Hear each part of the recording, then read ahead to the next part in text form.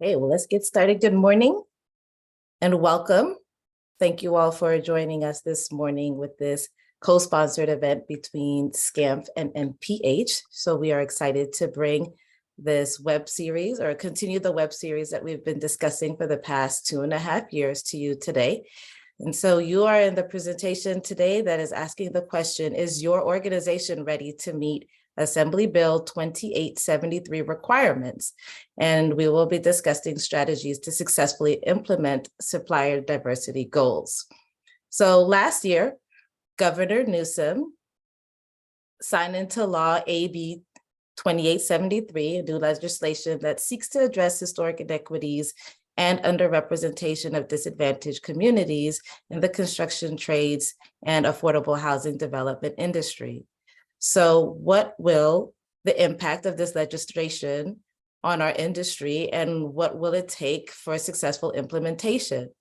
The bill establishes new requirements for developers to track and report on the ownership and labor practice of the contractors that we hire to build on our projects and if they utilize low-income housing tax credit funds. So today we are convening a workshop to explore the industry implementation of Assembly Bill 2873 to discuss the availability of services to support the adherence to the new requirements and also deliberate the challenges and opportunities for capturing such data during this panel discussion today. And today, again, just welcoming you. My name is Denise Wint. I am a SCAMP board member, and I am also the Vice President of Real Estate Development with EAH Housing. And joining me today would be our esteemed speakers and panelists. So we have Julian Gross, he's principal of the Law Office of Julian Gross. We have J.T. Herchamak with, he's the policy manager for the Nonprofit Association of Northern California. We have Lakeisha Bearden, the Director of Program Development with Meriwether and Williams Insurance Services. Tanua Thrash-Intuk, CEO, the Center of Industry. John Miller, Contract-Based Finance Project Manager with Meriwether Williams Insurance Services. And Amy Anderson, Senior Vice President of Social Impact, Lead Housing Access and Affordability with the Wells Fargo Foundation. So on today's agenda, we have the overview of Assembly Bill 2873 and talking through the implementation.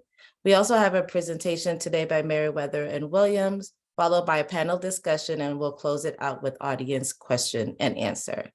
So today, to get us started, I will turn this over to Tanua Thrash-Intuk. Thank you. Thank you so much, Denise, and good morning to everyone who's on today. We are delighted to have the number of guests on today's webinar and look forward to getting in today's discussion. As Denise stated, this work today culminates really a series of conversations that we've had as a field in affordable housing about how we can connect our work to a larger strategy to close the racial wealth gap.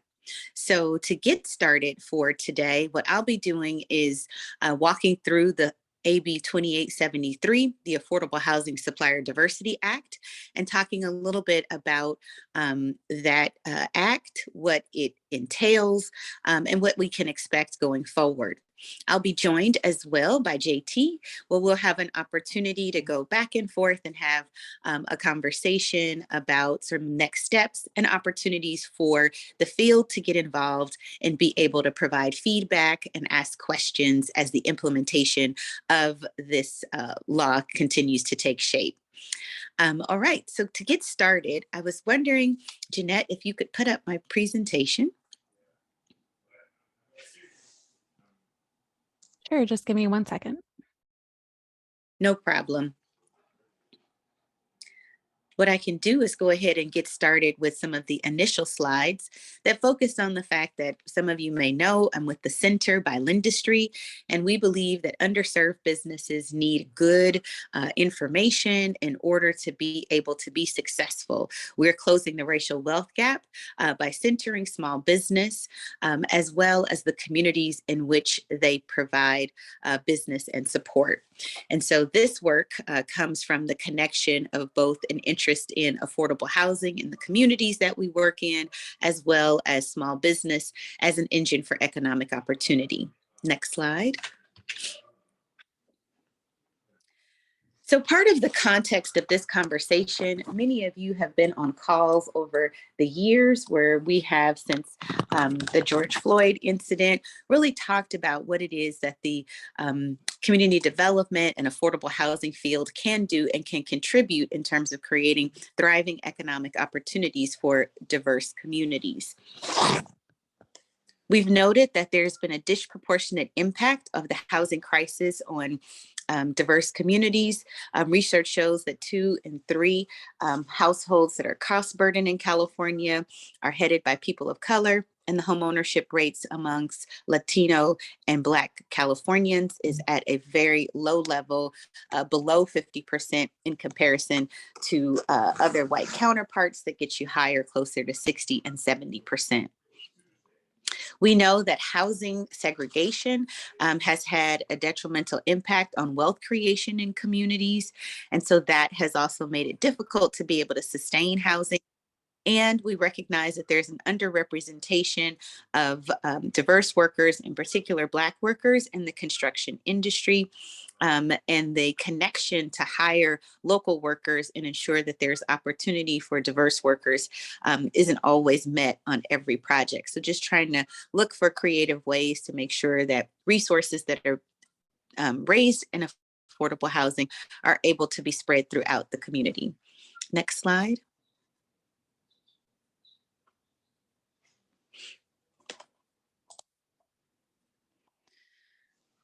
So there has been and continues to be a lot of emphasis on making sure that there are public resources in order to alleviate our housing crisis.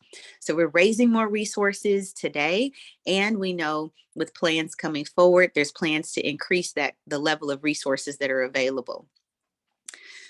Affordable housing development has a lot of standardization that really allows us to be able to see where we can insert new players and new actors into a system that is tried and true. A lot of us on this line have developed thousands of units and know and understand where those opportunities might exist.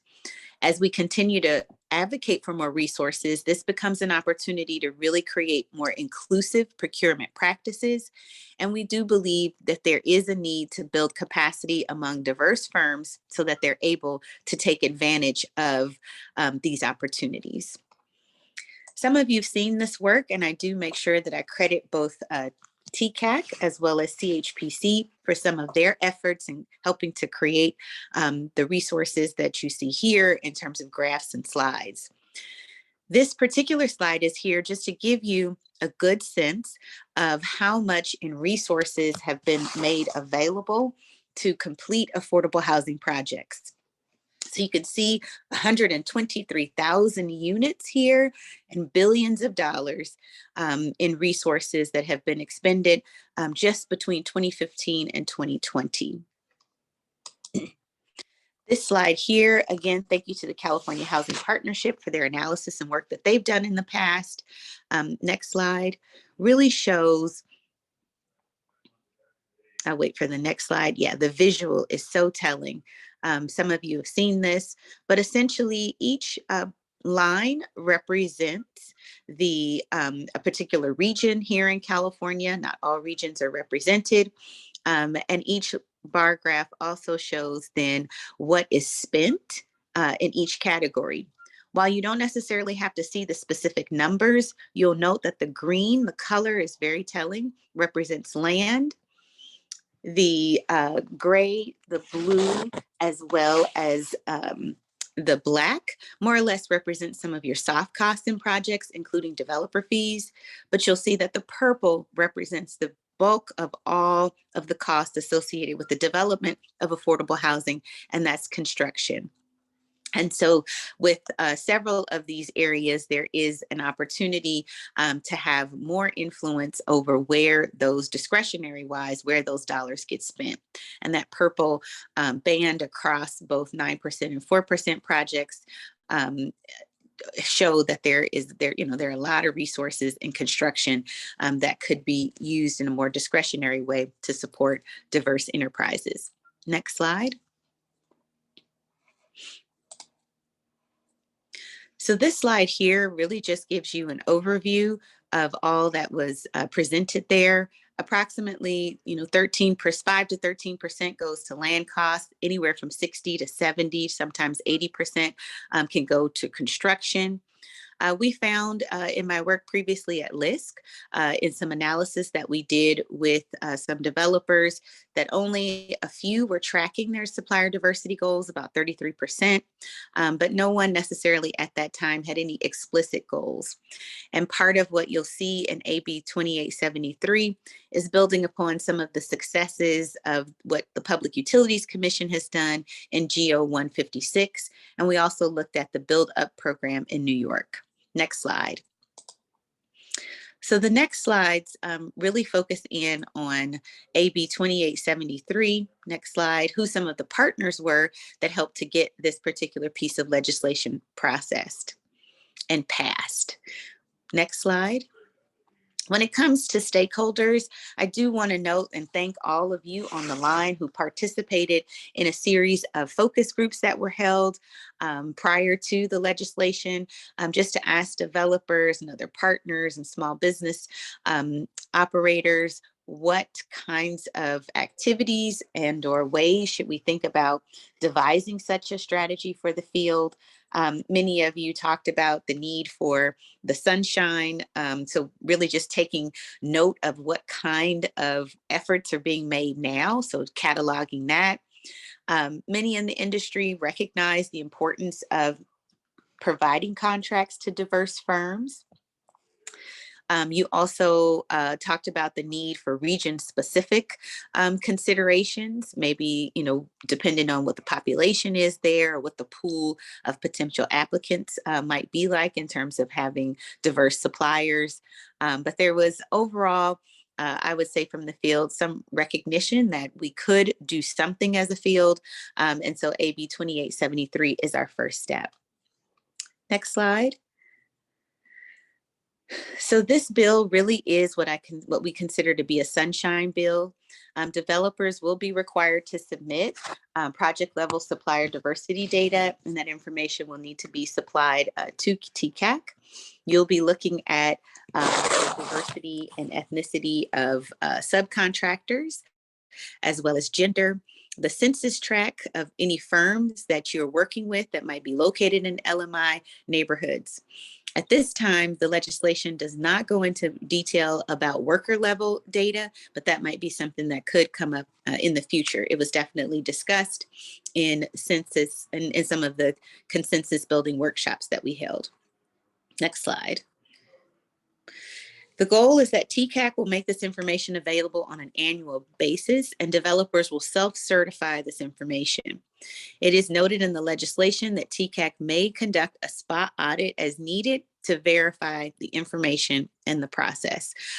So it is, this is again, probably some questions that developers will have regarding how long do I need to keep this documentation and what kind of documentation will I need to keep in order to comply with any spot audits that TCAC might put in place.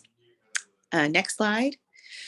Just as reference, we just want people to know that there has been conversations about, how do we incentivize, encouraging more developers to share their data. Of course, they'll have to as part of this, but to really look at setting goals and exceeding those goals. We've also talked about the need for future funding in order to support the development of diverse firm networks so that those firms are ready to take advantage of these procurement opportunities. Next slide. So over the next, and JT, you and I'll get into some of this, but in 2025 is when the annual legislative report will be due by TCAC. So they're in the process now of working on those goals. In year 2, diversity goals and timetables will be encouraged to be collected from developers. And in year 3, after that, the location of contractors. So while all of this information is to be collected, the initial is really the initial demographic information, then we'll get to goals, and then we'll get to location. The legislation allows for some stepped process. In terms of procurement spend, you will be asked to look at your total procurement spend on a particular project. You'll look at that spend by category.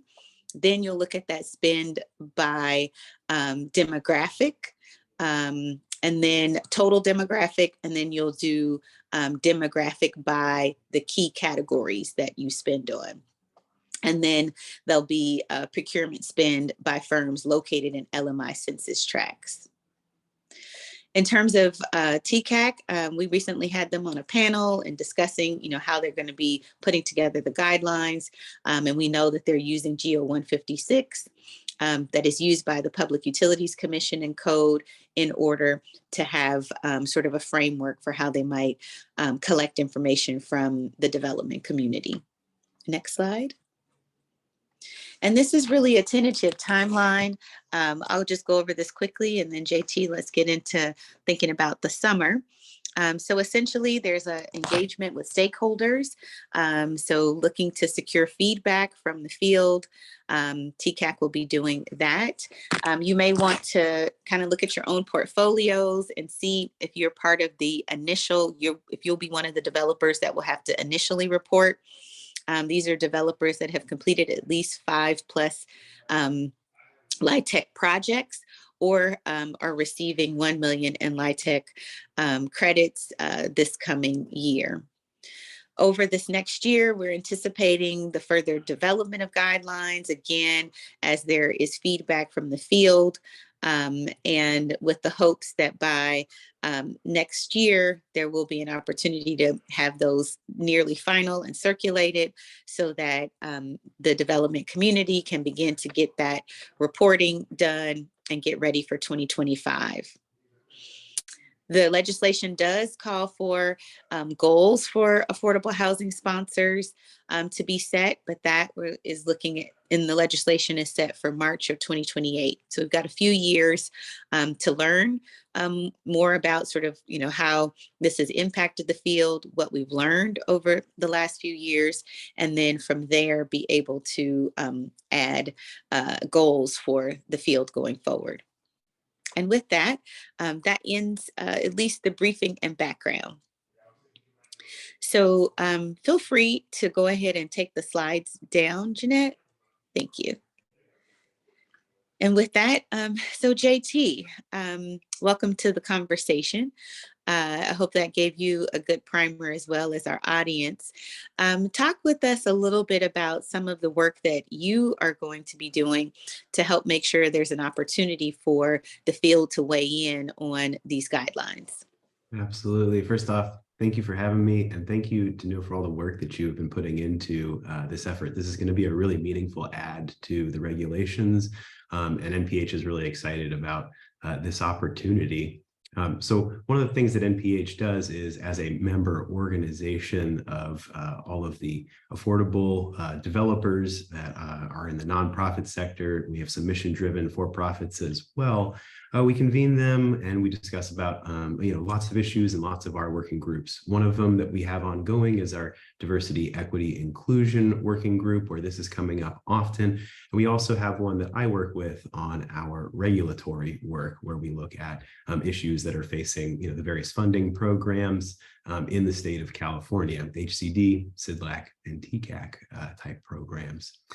So we're really interested in this one being implemented well. We think that there's a really good opportunity here for this to be a light lift, not only on the part of our members, but also on the part of the businesses, these really important and deserving businesses that need to be more in the fold here.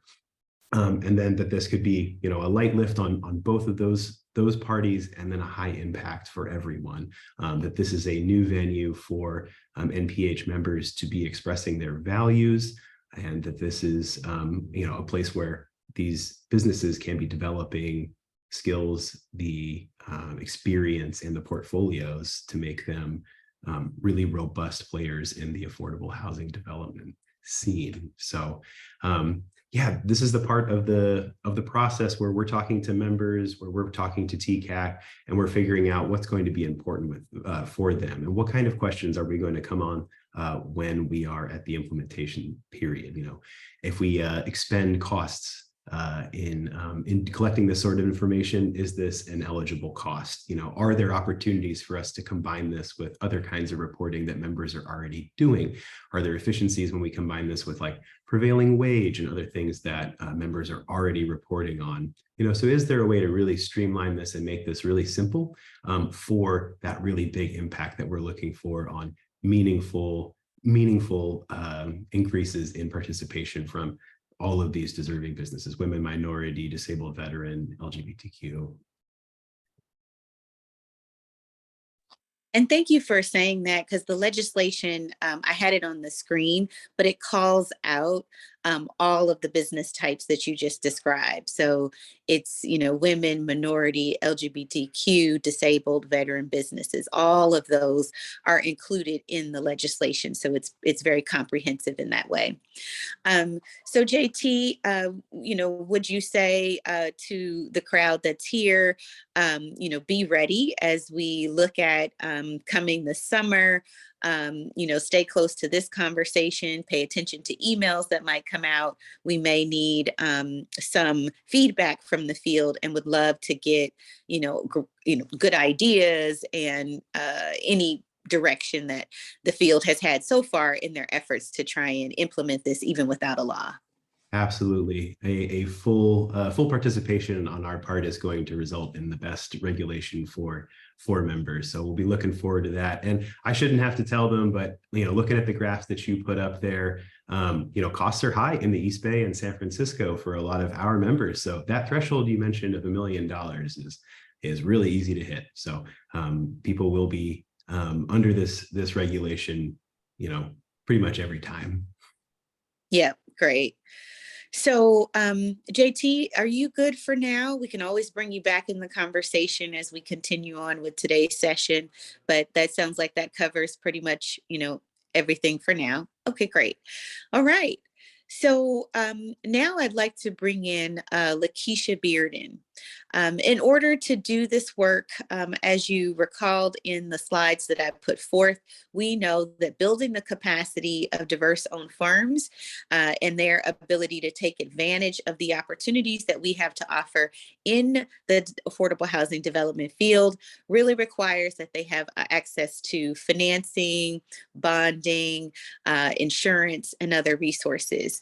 And so for today, Lakeisha is here to talk a bit about Meriwether and Williams and some of the resources that they have available at no cost to developers, as well as how they address barriers of entry for diverse firms, including all those things that I talked about: insurance, documentation, and financing. Lakeisha. Hello, everyone, and good morning. Thank you, Tanua, for having us here today. John, you can go ahead and share the slides for me.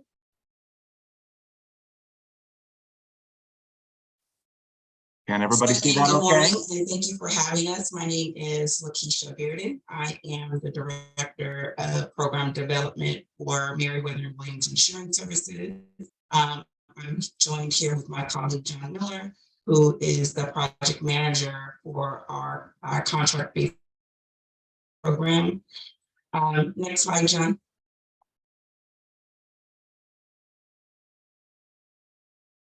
So a little bit about our we are by license a property and casualty risk management consulting firm. We've been in business for 25 years now. We're headquartered in San Francisco, but what we're probably best known for is our administration of our contractor development and bonding program. We have programs throughout the state of California and the city and county of San Francisco, the city of Oakland, Alameda County. We also have a program in Central Valley in Fresno, and then our Los Angeles regional program, which consists of the city of Los Angeles, LA Metro, and the county of Los Angeles. And we just recently, we're really excited about this, got a new contract award in North Carolina with the city of Charlotte. So we're, again, excited about the opportunity to expand our services because we too are a small minority woman-owned business. So we can relate, firsthand the hurdles and the pitfalls that small businesses endure as they're looking to grow and increase their capacity. So our contractor development and bonding programs are designed to grow the capacity of small and diverse contractors by way of increasing the bidding pool.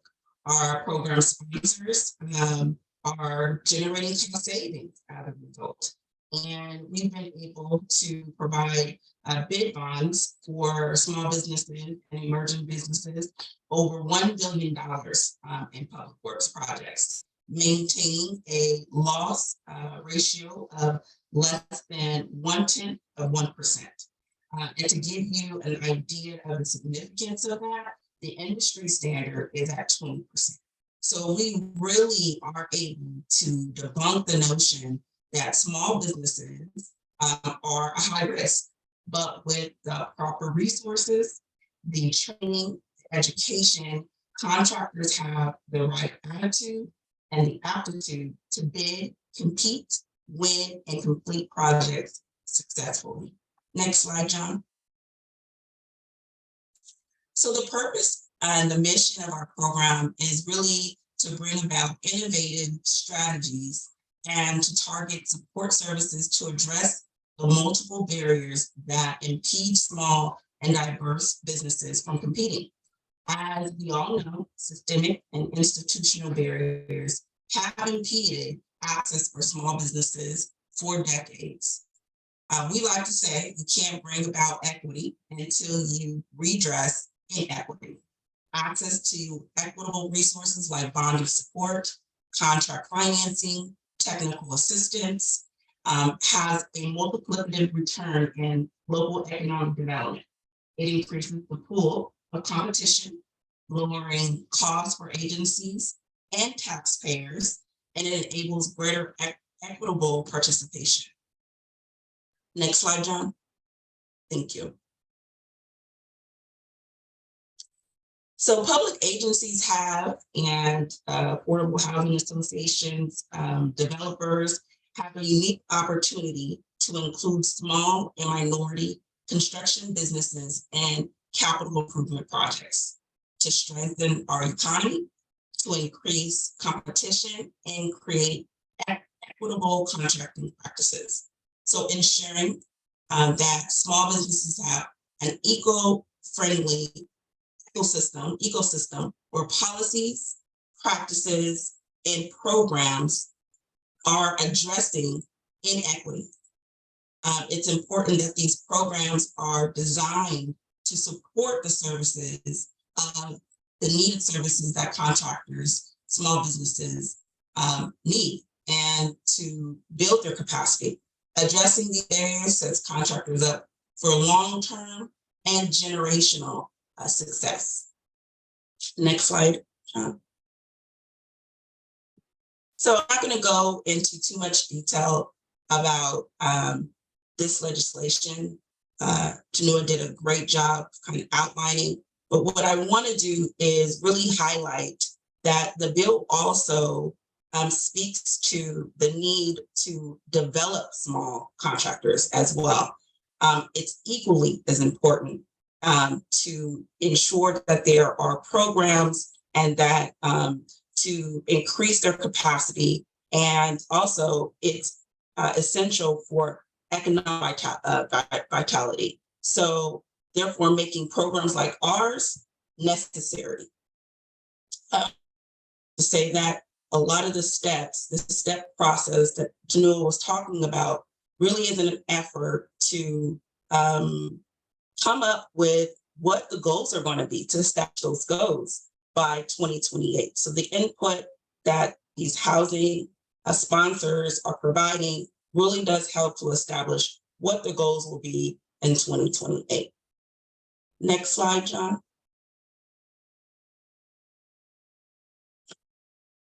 So as you can see, affordable housing is changing. More transparency and supplier diversity. We hope that there's going to be reasonable and just pricing as a result.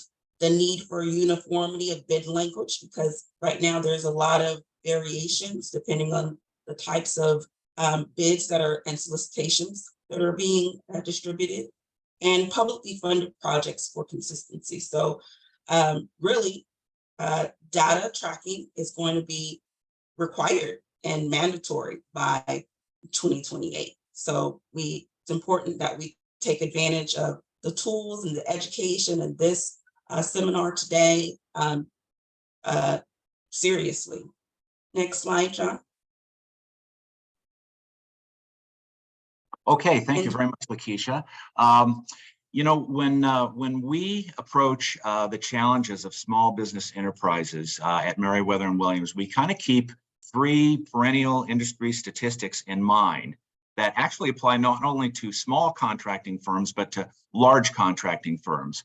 That is the challenges that associated with the fact that 10% of construction firms each year fail. 80% of those failures are due to poor project performance in terms of profitability, not so much in terms of the delivery of work product, but profitability. And only 30% of construction projects end up within 10% of their original budget.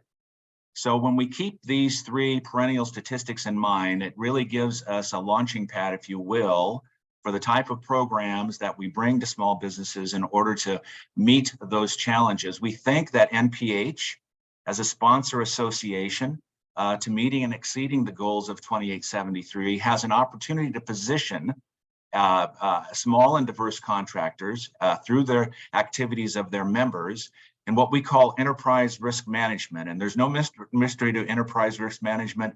It's been around for businesses for over 30 years. We've adapted some of the principles of enterprise risk management to the small contractors and diverse minority women-owned enterprises that we work with. We kind of break things down into these 4 bins: financial, operational, hazard, risk, and strategic risk management challenges that underscore all of the statistics essentially that we cite above. And in fulfilling NPH's stated mission as an advocate for nonprofit housing developers, we think that if we're able to implement or to introduce some of the concepts behind what we do from a capacity building standpoint at Meriwether Williams, hopefully that will benefit all of your members. So there are 5 key elements to small business enterprise risk management that we have identified and continue to base our programs on. First of all, a comprehensive needs analysis based contractor assessment is done, where we essentially analyze the existing knowledge and skills and the gaps that a small business may have and may need to remediate in order to become successful. We develop what is called a task matrix, which is based upon Lean Construction Institute's approach to, who's responsible for what, why, and when. And it's an iterative process that is very comprehensive in delivering on addressing those skill gaps. We develop strategies to address weaknesses that are identified and build upon the firm's strengths. And we develop key objectives, both long-term and short-term, supported by goals, and introduce skills in being able to develop and communicate a business model. We use what's called the business model canvas as an example in this area. So the focus then becomes, when we go back to the financial, the operational, the hazard, and the strategic. Financial literacy from a field to home office level. What we're talking about is working with contractors to understand, number one, how to put together their financial reporting structure. Number two, how to manage their balance sheet, their P&L, how to do cash flow projecting, how to manage and schedule their work in process. Also, from a field level standpoint, job cost reporting, all of this leads to financial literacy. We look at helping them develop operational proficiency in terms of selecting the right project for their firm from a size standpoint and a scope standpoint. We are able to deliver bidding, estimating, project management, and closeout workshops on all of those topics. Hazard risk management and developing a safety culture is very, very important, and it's particularly important as small, diverse contractors are attempting to pre-qualify with project owners and prime contractors. And then finally, we address the strategic challenges that they have by coaching them and helping them develop their business model, understanding thoroughly their profit model, and the ability to develop a business plan. So we believe that an NPH association sponsored support of enterprise risk management establishes what we call equity of resource, which addresses the diversity, the inclusivity, and the overall goal of AB 2873. So going back to that point of advocacy again, we think that underscoring the concept of being an advocacy organization, that means to us that NPH would be providing leadership, promoting economic stability and assistance through these programs on a broad sense, create and deploy services to NPH members, obviously meeting 2873 requirements and delivering all of this, or coaching folks in how to deliver all of this from a project owner and a prime contractor standpoint in a cost-effective manner. When we talk about diversity, equity, and inclusivity, from our perspective, it really starts with this idea of equity of resource. And this goes back to some degree to what Lakeisha was outlining earlier. Our assessment-based technical assistance, the surety bond guarantee programs that we're able to deliver through our sponsors, public agency sponsors, contract-based finance that we're able to deliver through the community development financial institutions that we represent, and their resources vis-a-vis SBA, grants, various funding mechanisms. We're able to deliver also an unbiased mentor-protege program for contractors. And when we say unbiased, it's not influenced by the fact that as a mentor, prime contractor might be in a relationship with a protege subcontractor or a small business enterprise. We think that there is potential conflict of interest there in terms of how far you can bring a protege firm along as a potential competitor. We focus on mentor-protege from a standpoint of our skill sets and working with small contractors without that potential of conflict of interest. And then a controlled approach to project risk management, heavily influenced by what we can bring in terms of safety, project safety, job site safety. So equity of resource, we feel like, solves the challenges of diversity and inclusivity in contract, potentially for affordable housing projects, by broadening the field, by increasing competition. And we'll talk about that a little bit later here in terms of the statistics that we've been able to accumulate in conjunction with our programs, where by getting more small business enterprises to the table and able to bid with support of bonding guarantees and contract-based finance actually ultimately benefits public agency sponsors, and in the same way could benefit affordable housing project sponsors in terms of reduced costs and broadening the field of involvement by small firms. It does create a multiplicative economic impact that is both felt not only by the contractors that we serve, but also the communities that they come from, and it really puts them in a position to fully participate in commerce, which is consistent with the goals of AB 28. Now, Ingrid Merriweather asked us to include a comment here about owner-controlled programs, which might be something that we would be discussing both with your individual members or with NPH as a sponsor. Owner-controlled programs are certainly not new to the industry, but in a general sense, based upon an exhaustive feasibility approach to whether or not such a program would be right for a specific project or on a rolling basis, the advantages of owner-controlled insurance programs are to reduce the cost of insurance, which often becomes a barrier to small and minority business owned enterprises. It provides a higher dedicated coverage limits, promotes quick enrollment. Coverages for the project are more precise, makes claims handling easier, and broadens contractor access, which ultimately, as we said over and over again here, is a goal of AB 2873. So we think that looking at the feasibility of perhaps an owner-controlled approach to insurance might help level the playing field. It establishes control of risk management on the project by the developer. You enroll the general contractor and suppliers, subcontractors in the project. Eliminates the insurance cost differential for smaller subcontractors, as I mentioned earlier, and the aggregate insurance volume for competing pricing and coverage is a known component of all of this.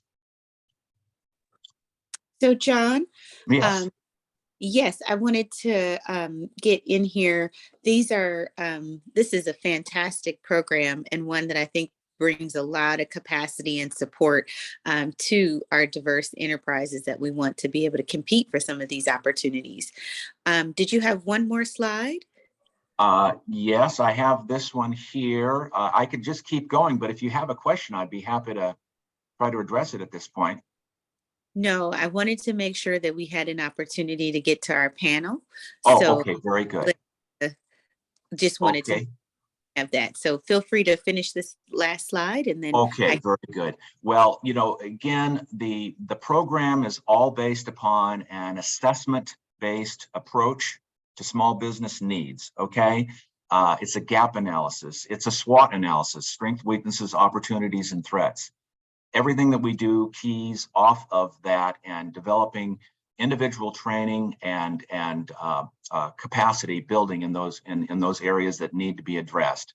Our program results, as Lakeisha mentioned earlier, to date are 1.08 billion in bonded bids, 331 million in bonded awarded contracts, over 1,000 transactions, almost indiscernible loss ratio over the years. And our contract financing, this statistic has been updated now. We're well over 6 million in loan value that we've delivered and on about 18 million of contract value. So for there, I'll stop there and be happy to go to your panel and we'll take it from there. How's that? Thank you very much. Thank you. Yes, absolutely. Thank you to you and Lakeisha for being here and for the thorough presentation.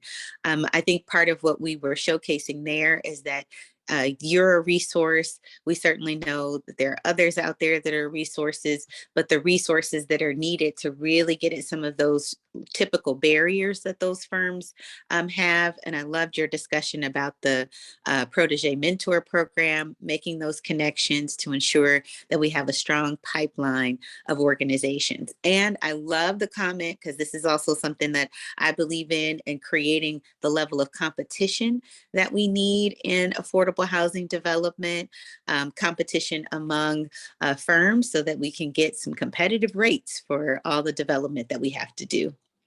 So with that, I will move us then into our final section of today's conversation, and that's a panel discussion.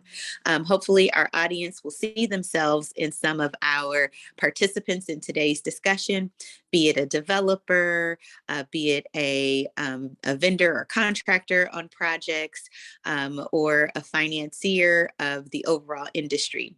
Today, we have joined in the panel that I'll moderate, Amy Anderson, Senior Vice President of Social Impact Lead for Housing Access at Wells Fargo, Denise Went, who you heard from at the top of the conversation, Vice President of Real Estate Development for EAH Housing, and Julian Gross, Principal of the Law Offices of Julian Gross. Good morning here, Julian. I see you ready. You popped right off. Popped off mute. So look, let's get you all in this conversation. I want to open with this question. First, I want to make the statement of how proud I am of the affordable housing field and of our state, our legislature, and our governor for deciding that this was important enough to be something that got passed, that connects affordable housing and economic development, and really trying to break the cycle of folks needing deeply subsidized housing. So the question here is about, how do you see this piece of legislation, now bill, disrupting business as usual? And do you see this as a first step of opportunity and opening doors for really diversifying the talent pool that we have working on affordable housing development? Julian, you might have some thoughts about that, so I'm going to give you an opportunity to answer first. Thanks, Tanua, and thanks to NPH and SCAMP and everybody for putting together this this panel, this webinar, and all the great information we've heard from Meriwether and from Tanua and Lakeisha on the efforts to pass this amazing bill.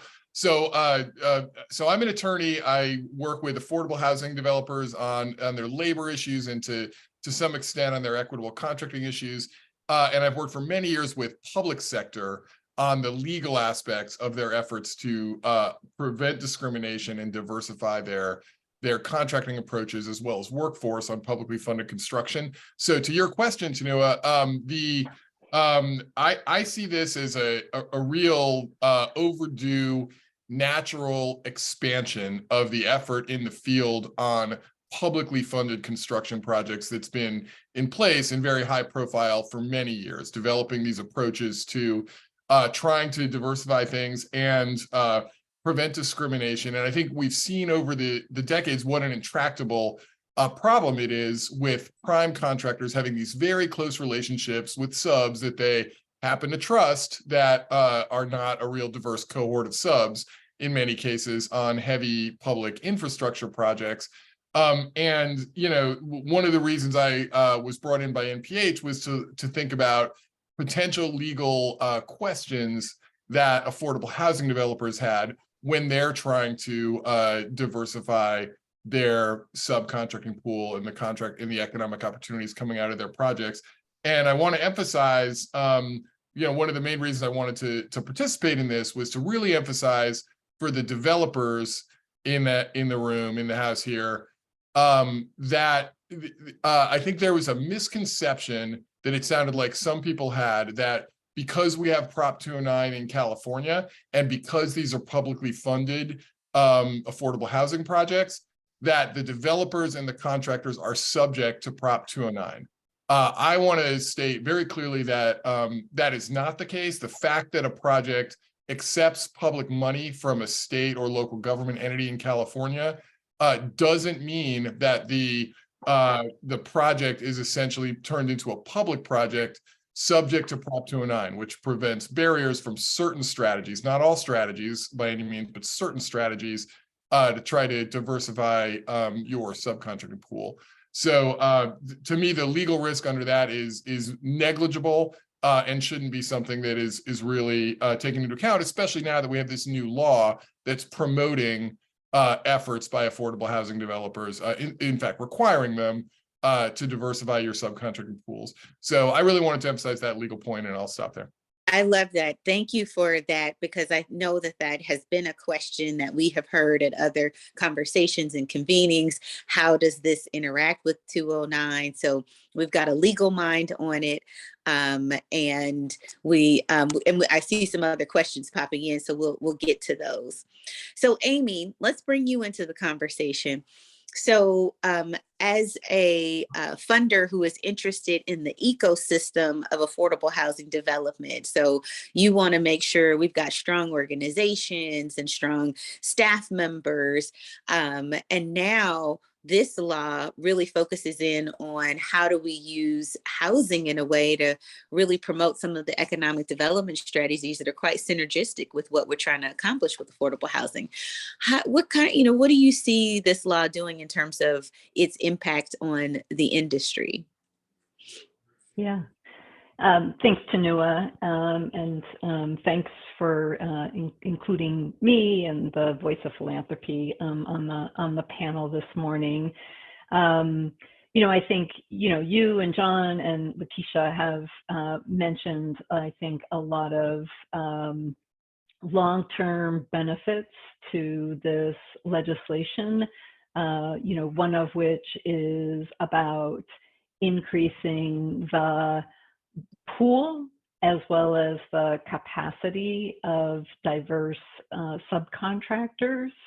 And I think it is really important to think about how that will be of broad benefit to the affordable housing community in general through increased competition, right? There is clearly an insufficient supply of subcontractors available to the affordable housing community right now. That is a significant contributor to why our construction costs are so high.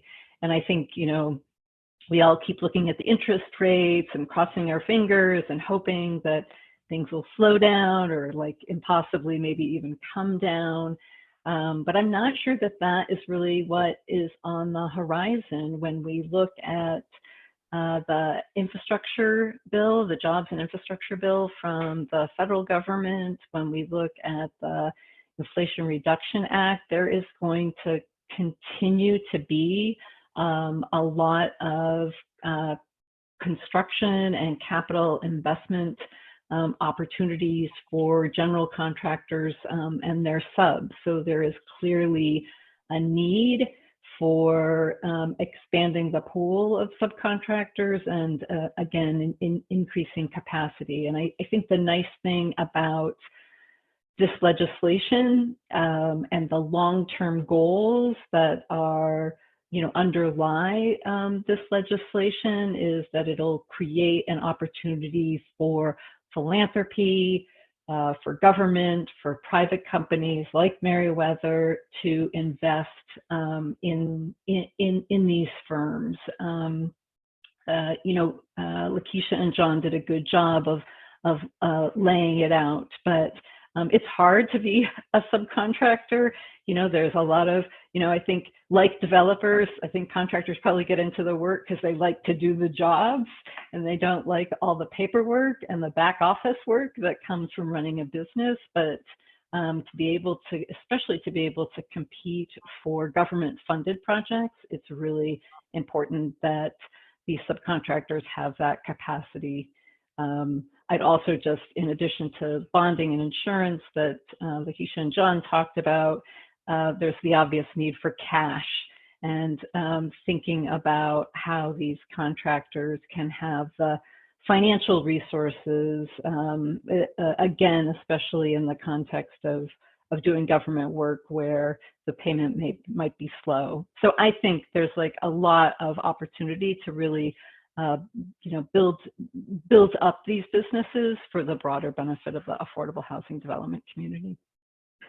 That's great. Thank you for that, Amy. Denise, so you and I just had a chance to have a conversation where we actually brought in some, and the business owner called herself a unicorn, a Black woman-owned civil engineer, environmental remediation company that's done big contracting with the government, but's never worked with affordable housing, right? And so, Denise, why do you think it's so important that developers really use this legislation as an opportunity to not do business as usual, to start to really identify a diverse set of suppliers? Thanks, Tanua, and thank you again for continuing the conversation. I think the opportunity that we have before us, especially since I've been in the nonprofit affordable housing space, is that we're all mission driven. There's a purpose to the work that we do. And I think this is just another cause that we can contribute to the generational legacies that we're creating from the households that we are able to house, and expand it into the work that's being done at the job site, as Amy had alluded to, because we do this work because we love it, right? That we go through so many objections, we go through so many hurdles just to get even as small as 20 units up and off the ground to house those most vulnerable populations. And I think now we have the opportunity to expand that into the workforce and to create these generational opportunities of wealth creation for these small businesses or large businesses, as we know that they're out there. And it's just a matter of us taking that initiative to lead that cause. And I feel that because we're in the space that we do so much, it's just something else that we can add to our belt and say, like, this is the reason why. And we see the results of the work that we do and how we transform communities, so we can continue to transform businesses. Excellent. So this next set of questions that I'm going to ask the panelists really gets into some of those barriers, but really what are the opportunities and what's kind of right in front of us and next. And then to our fabulous staff at SCAMP, I may come to you after this set of questions and ask about audience questions that we have received so far that I could have the panelists respond to. So with this next round, Julian, I will start with you. So there has been conversation around the fact that a lot of the diverse firms may not be signed up as union signatory entities, and many of the projects that we're doing as developers in affordable housing require that there's unionized workers on those projects. So talk to us a little bit about the relationship and the opportunity to quite possibly either bring along some of those diverse firms so that they are union signatory shops, and or how can we create spaces and places and maybe sizes of contracts where maybe that's not the case. I'm not sure. I know we're still brainstorming here, but talk about some of those dynamics and where you think we might be going with this legislation. That's a great question, Tanua. It's a hard question to get into in a very short amount of time. We could do a whole webinar, or probably a whole conference on those issues. I guess I will say just very broadly, there's if you're reading the news about efforts to promote affordable housing construction in California right now, you don't have to read very long before you find this issue of labor standards. When is a PLA going to be required? When is a skilled and trained workforce going to be required, et cetera?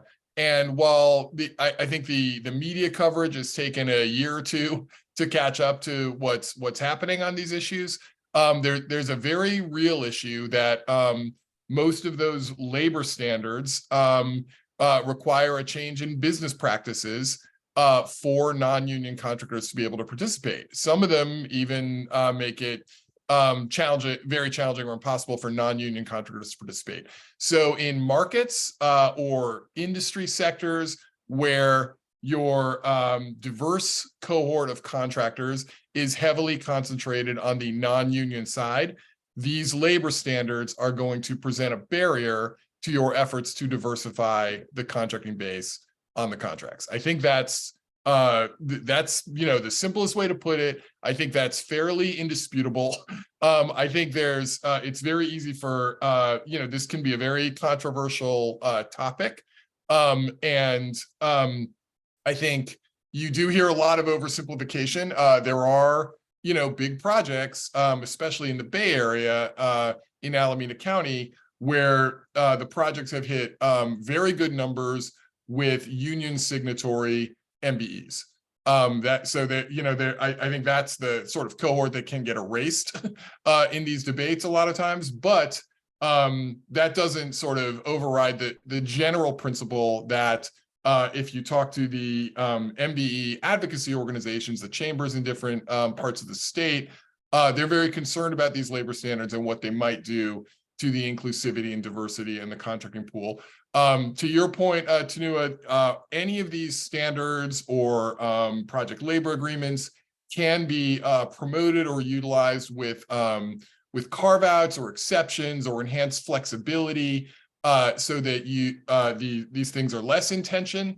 And wherever you land on all those issues, you always have an overwhelming need for the kind of services that Merriweather is describing in this, so that I think the idea should be to get a larger cohort of diverse contractors ready to participate on all kinds of projects, public or private, AB 2873 or not, public works or not, and regardless of the insurance requirements and regardless of the labor standards. We want the maximum opportunity for all these businesses. And so that should be the thing that we're trying to do. But when the labor standards questions are coming up, that's part of the question. It has to be considered, and we're sort of working at cross purposes with ourselves and this new law if we ignore those issues when we're dealing with labor standards. Yeah. Oh my gosh. I have to admit, Julie, and I got so excited about the idea that we could host like all day, like over several days, just talking about this aspect of the work, not just the labor standards, but what are we doing from the standpoint of all of the different, elements that we've talked about. There's a lot of drill down opportunity in a lot of these areas. And it also speaks to what we collect and what we're going to learn from that collection of data as we start to get information in from the field. These kinds of conversations will hopefully kind of unveil themselves in some way in the data. And I agree with you. I think a diverse firm that is looking for short-term opportunities, or do you want a longer range and run and higher opportunities? Well, then you've got to play at a certain level, at a certain scale, and look at having signatory status. So those are some things that, again, like you said, we can get into over time. So Amy, let's talk a little bit about a question that I know you would love for the audience to kind of weigh in on too, right? And that is, what is the role of philanthropy in creating this kind of greater impact and building the capacity of developers and the field to overcome some of these challenges that we brought up already and ones that we know are kind of circling out there? Yeah, thanks, Tanua. I think we've talked a lot about building the capacity of the diverse subcontractors and vendors, and I think that's a really important place for philanthropy to play a role. Wells Fargo has invested in an organization, a nonprofit organization in Chicago that decarbonizes, does the I should say electrification retrofits to single family and 4-unit and smaller buildings in lower income neighborhoods in Chicago. And what this organization found as it embarked on this work was there was an insufficient supply of contractors available to do the work. So they created a contractor accelerator focused on in particular, contractors led by people of color to build the capacity of their organizations, but really, again, for the benefit of the affordable housing. This was kind of NOAA affordable housing, and to the benefit of the greenhouse gas reduction. So again, philanthropy is going to have a really strong role in investing in the organizations that we're trying to bring on to the affordable housing projects. I think another really important space for philanthropy to play a role is to think about how these diverse vendors and contractors are going to get connected to general contractors and get connected to developers. So, what does that look like? Is there a certification process? Ultimately, I realize it's self-certified now. And then is there some kind of database? How is that, how are folks accessing that database? Is that a local database? Is it a statewide database? So I think that access to the contractors, by the developers and general contractors is another really important tool to create to make this work really well and for philanthropy to play a role there. Absolutely. And as you just said, I think we'd welcome any other ideas that folks have about how philanthropy can play a role. So that's an invitation for those who'd like to just put a response in either, maybe in the chat in particular. You can share if you have any thoughts. Amy, I already see, I took a peek at the Q&A and there's already a question about, will there be a statewide database of diverse firms that, could be called upon that have worked on maybe other LIHTC or affordable housing projects. And that certainly is something that, would take resources to put together, and having the support of philanthropy would be part of that. And I want to thank Wells Fargo. They're part of a contractor accelerator that we're doing right now as the Center by Lindustry. And it's for that very purpose, to try and make sure that there is a pool of applicants who are ready and, able to take advantage of this. So Denise, you are our developer on the panel. You are not only on the side of the mission and the why we do this, but you have extensive experience in how to get housing, as you said, out of the ground and into the community to house people. What's your organization doing right now to prepare for AB 2873? What are some of those tips that you can share with the field? Well, right now, thanks, Tanua. So we are working with our intern, who's actually a Merit Scholar, so plug for Merit Scholars. So he's working with us in collecting and understanding what's in our current vendor pool, the list of thousands, and he's sorting through that currently to identify the minority groups, the disadvantaged groups, all the different subsections that were discussed earlier. And so it is an extensive process that we have to go through. And fortunately, with EAH within our business team, we have been able to collect all of this information either through Yardi and what we're using as called a software program called Vendor Shield right now. And so with the Vendor Shield program, it's a self-certification process. And it's just a matter of getting these vendors that we've been working with for,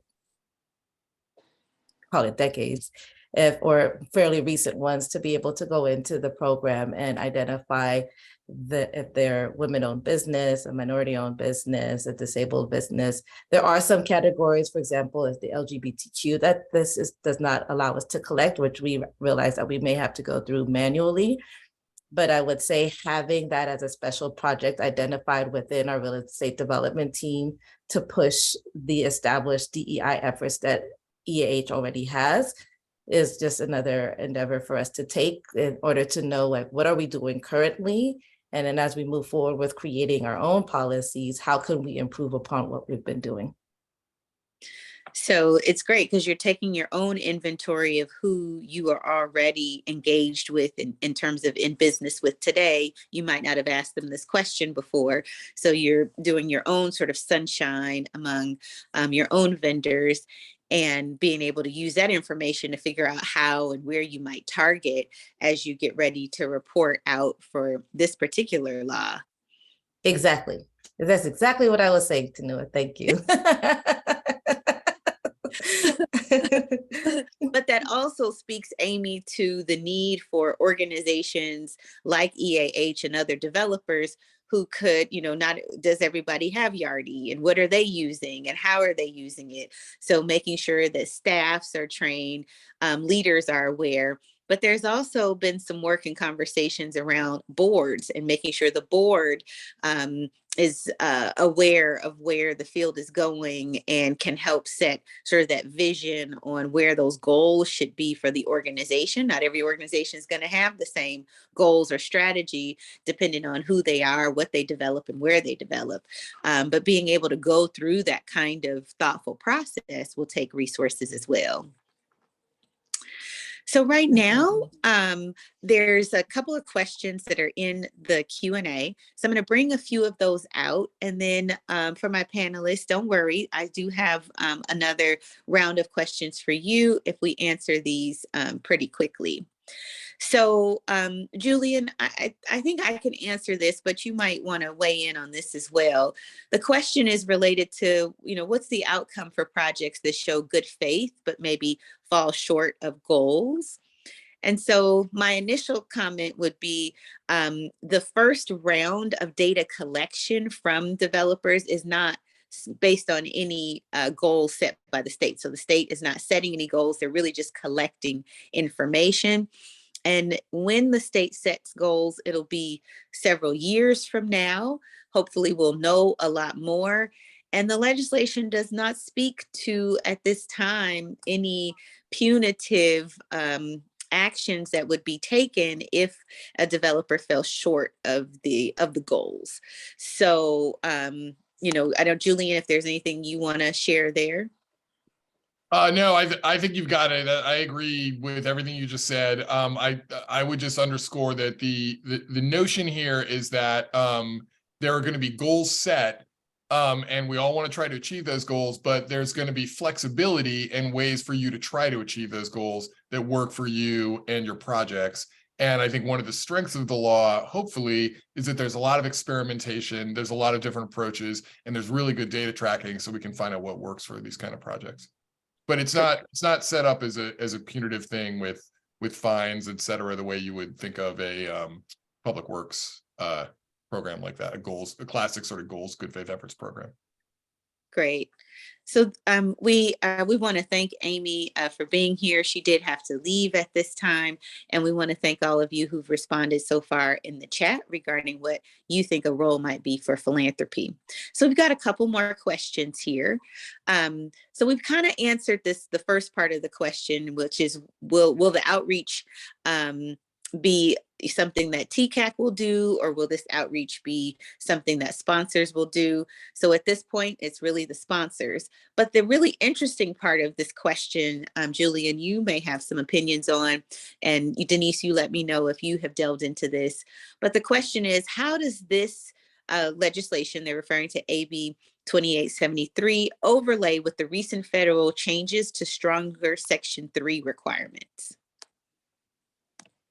I was really interested to see this question in the chat because I haven't heard of, much less reviewed, any upgrades to Section 3. I was really glad and immediately put it on my to-do list when I saw that I want to look at that. I want to understand it. It's a program that, I don't think they did as good a job in the Obama administration in improving as they could have and should have. So I'm eager to see what's in there. I guess I would just say generally, this is going to be like many other things that affordable housing developers are unfortunately used to, where there are multiple layers of goals and approaches and policy,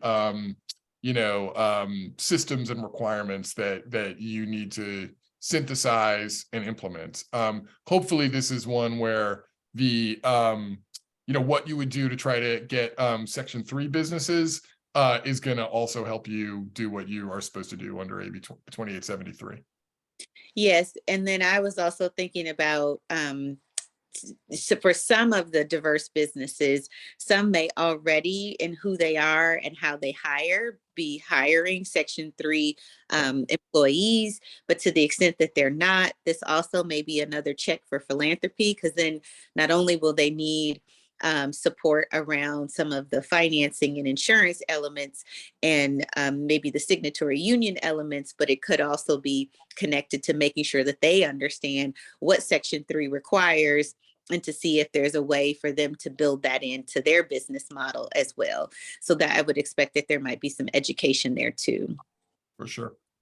Now, this next question, Denise, I think you can get in on, because it's one that we have talked a bit about and speaks to the slide that I put up that shows that while construction is a lot of money in affordable housing, there are other pre-development consultants that we work with.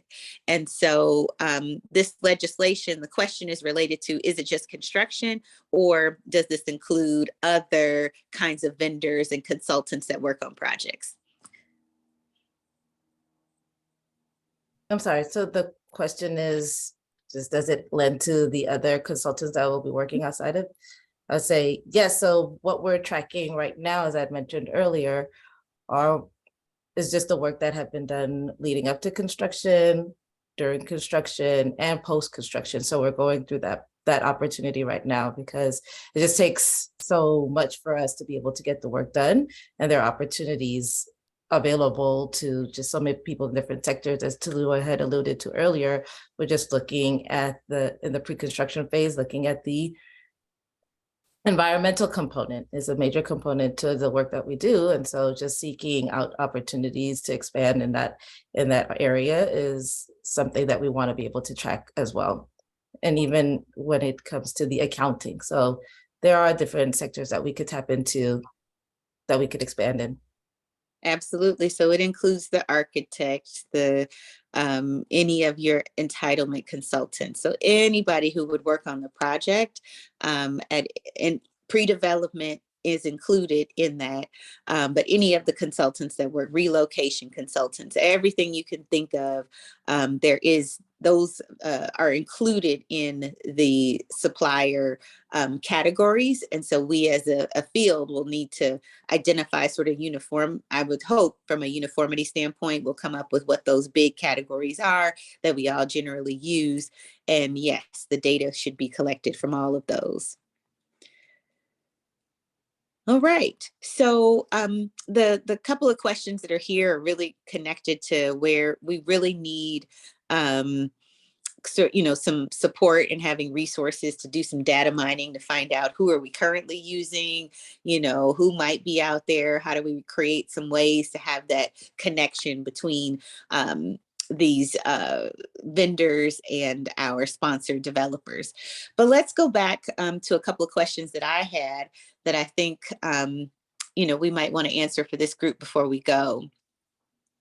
So once we start to collect the data, it's going to tell us the story. We'll collect it, we'll analyze it. I know I'll be watching, I'll be collecting, I'll be looking to analyze.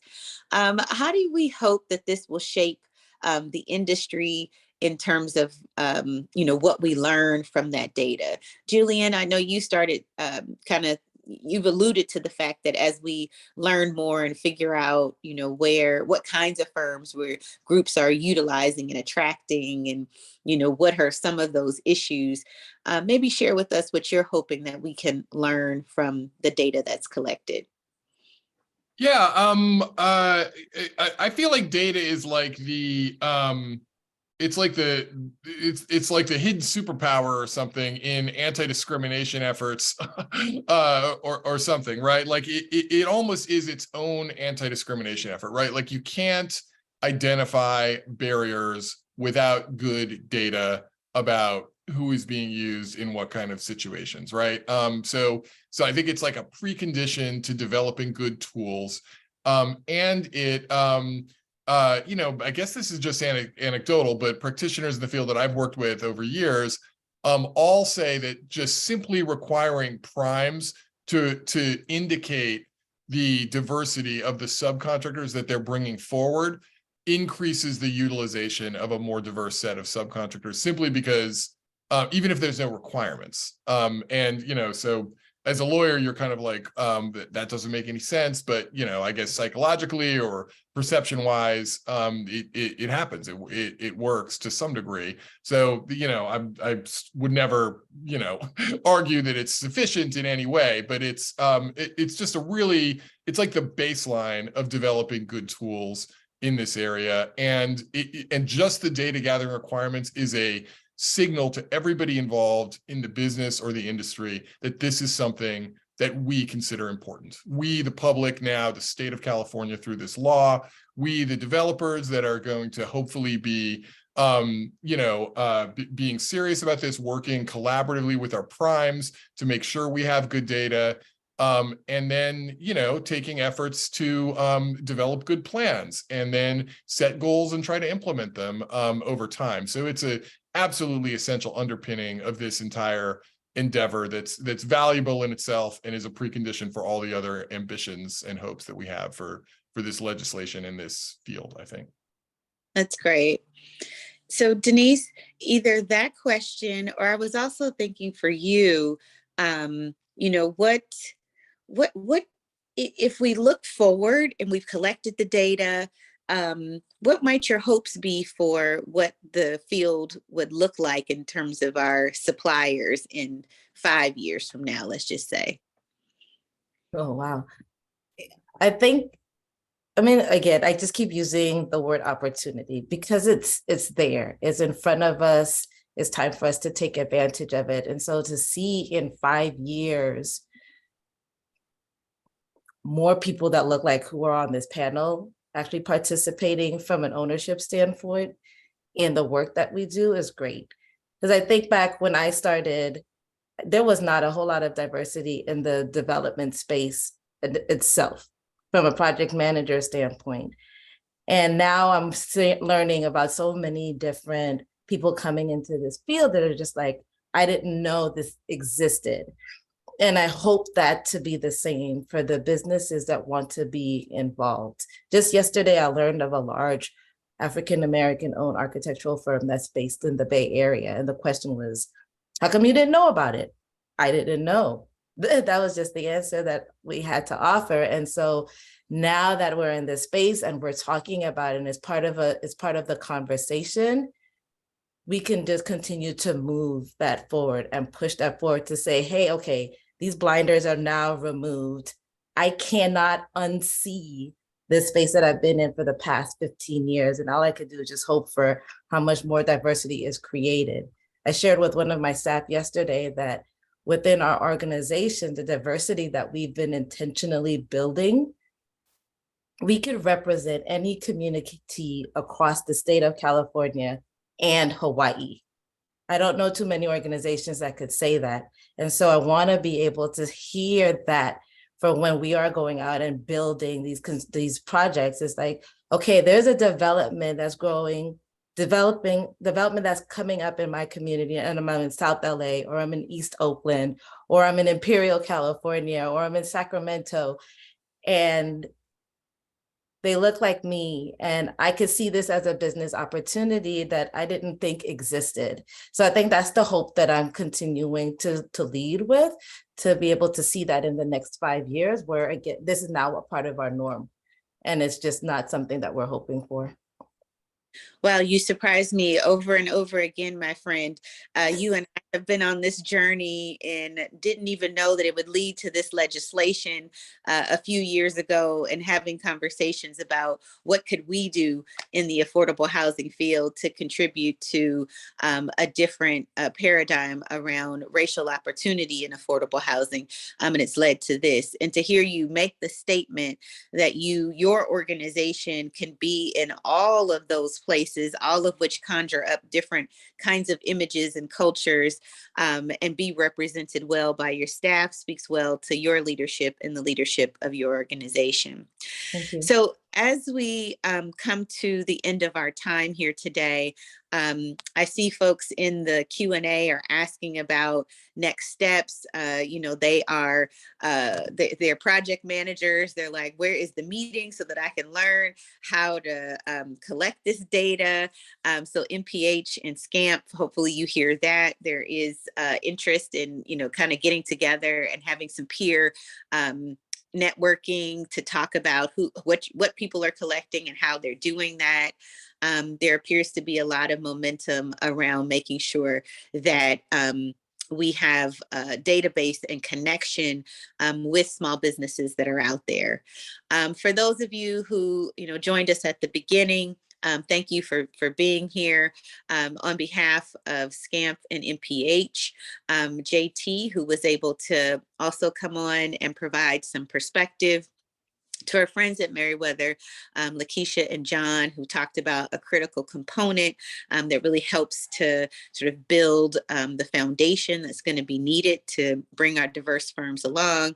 To Amy, who was with us to talk about philanthropy, and Denise and Julian, who have provided expertise from a legal perspective, as well as from a developer standpoint in the actual implementation of this law within your specific organizations.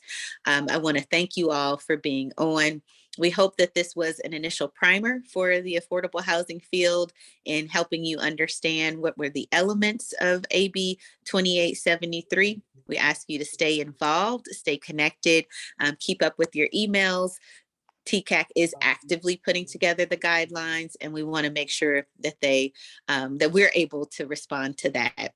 And to our SCAMP staff in particular, Jeanette and your team, thanks for being fabulous. We'll see you next time.